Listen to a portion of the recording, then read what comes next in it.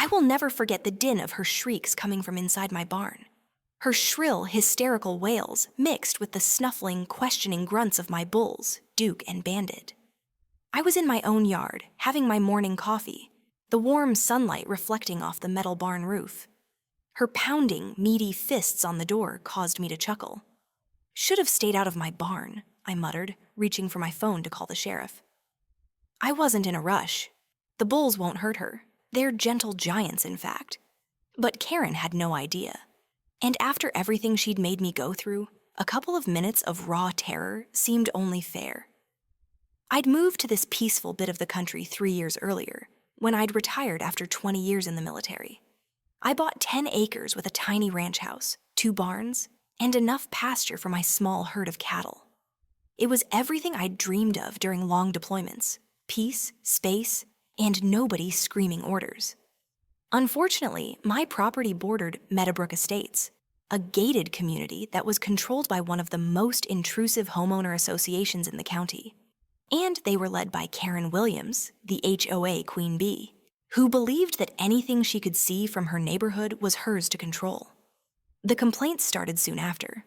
First, there were complaints about my tractor being too early to operate. Then she complained that there were livestock odors. More recently, she complained about my barns being an eyesore, spoiling her property value.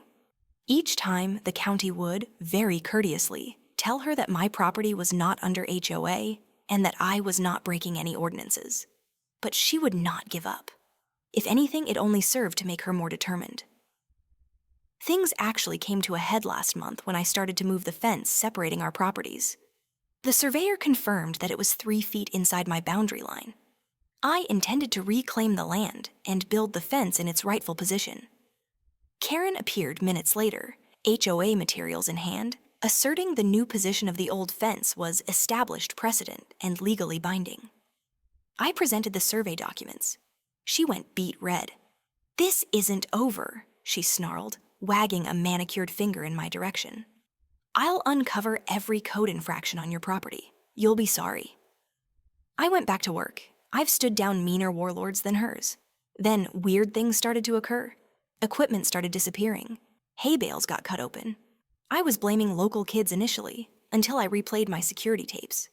There she was, Karen, dressed in black, trespassing on my property at night. In one video, she sprayed something onto my hay.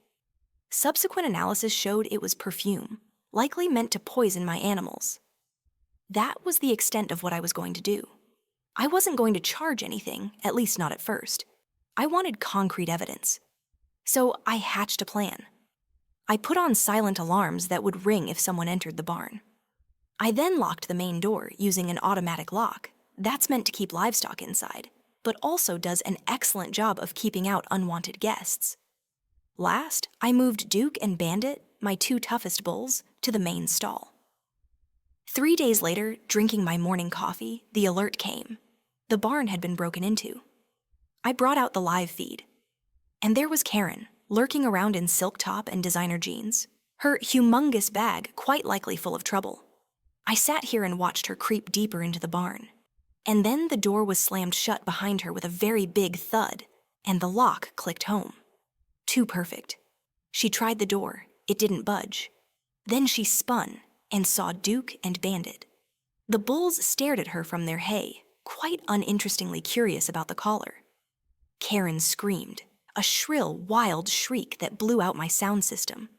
She braced herself against the door, yanking frantically at the handle. To her, the bulls must have appeared horned demons, ready to pounce. I took a slow swig of coffee and indifferently dialed the sheriff. Yes, I need to report a trespasser stuck in my barn, with my bulls. No, they're harmless. Yes, I have the whole thing taped. By the time I trudged down to the barn, her screams had turned into pitiful sobs. I could hear her pleading at the door, promising to leave me alone if the bulls didn't kill her. I didn't say a word, just leaned against a tree and waited. When Sheriff Thompson arrived with 2 deputies, I silently showed him the live feed, as well as past recordings of Karen marking my property. The sheriff's face turned angry. "Take her away," he said. I opened the front door. Karen burst into tears, mascara streaming down her face. She ran to the sheriff, yelling, "Those animals tried to kill me." "He penned me in. Arrest him."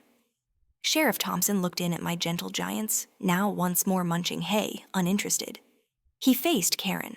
"Ma'am, these videos are irrefutable. They depict you trespassing and vandalizing the property of Mr. Johnson."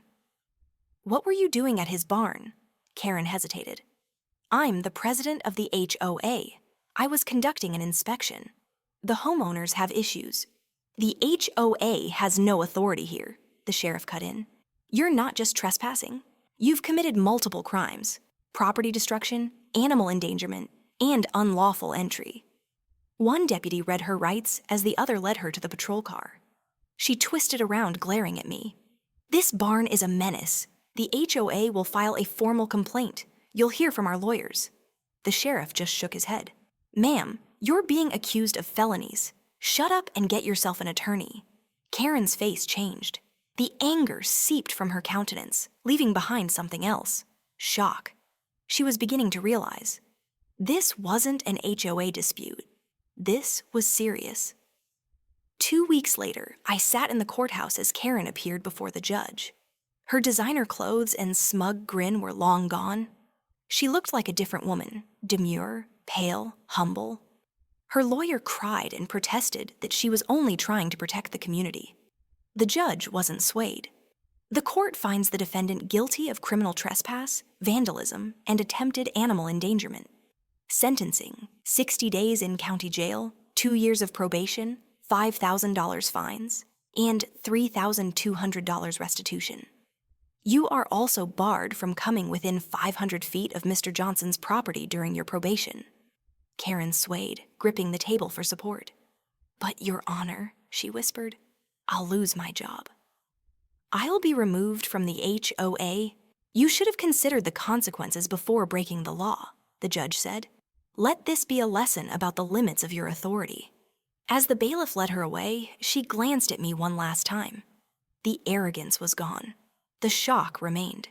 For the first time ever since I had known her, Karen Williams was left speechless,